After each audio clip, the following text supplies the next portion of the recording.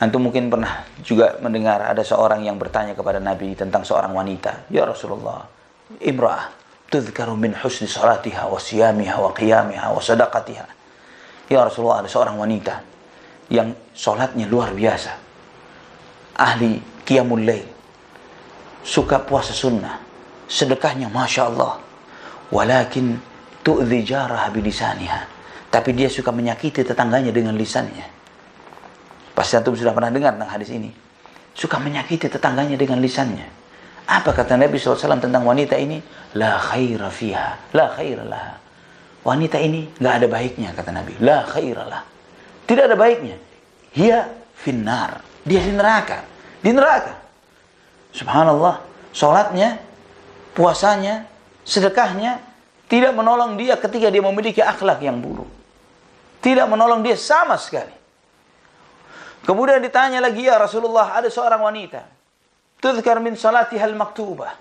Dia salatnya salat wajib saja. Sedekahnya, dia sedekahnya dengan barang-barang makanan-makanan yang hampir basi di rumahnya. Jadi daripada rusak, disedekahin sama dia. Itu saja yang sedekahnya. Walakin la tu'dhi jaraha. Tapi dia juga tidak suka menyakiti tetangganya. Bagus perilaku dan akhlaknya, lisannya bagus terhadap tetangganya. Kata Nabi SAW, hiya fil jannah. Dia di surga. Ini menunjukkan bahwa akhlak yang buruk merusak amal seseorang. Dan ikhwatal iman, lebih mudah menambah amal ibadah, baik yang wajib maupun yang sunnah, ketimbang memperbaiki buruknya hati kita sendiri. Lebih mudah yang tadi. Kita baca hadis-hadis tentang fadilah, keutamaan amal tertentu, kita kerjakan, kita merasa naik tangga kebaikan. Tapi kita lupa kotornya diri kita. Kita lupa kotornya hati kita. Dan ini subhanallah, kalau hati yang kotor, hati yang najis, kita harus malu kepada Allah Subhanahu wa taala, karena Allah Subhanahu wa taala tidak melihat rupa kita. Allah tidak melihat fisik kita, Allah melihat hati kita dan melihat amal perbuatan kita. Pertama yang dilihat oleh Allah, hati. Kata Imam Ibnu Qayyim Al-Jauziyah ketika beliau menasihati, di antara nasihat-nasihat beliau mengatakan bahwa seseorang itu di antara syarat sahnya sholatnya adalah bersihnya pakaian dan sucinya pakaian dan sucinya tempat sholat, tempat ibadah. Namun bagaimana kalau yang najis itu adalah hatinya?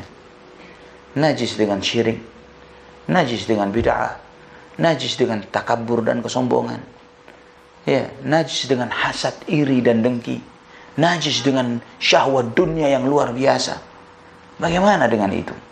Kadang kita sibuk dengan tampilan fisik ini, lupa untuk membersihkan hati kita.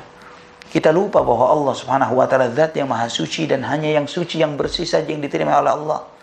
Kita lupa dengan firman Allah Subhanahu wa taala, yauma la yanfa'u malun wala banun illa man atallaha biqalbin salim. Hari itu, di hari kiamat, tidak bermanfaat harta, tidak bermanfaat anak-anak. Yang bermanfaat orang yang menghadap Allah dengan hati yang bersih. Dengan hati yang bersih, itu yang mengharuskan kita untuk lebih fokus memperbaiki diri dan hati kita ketimbang yang lainnya.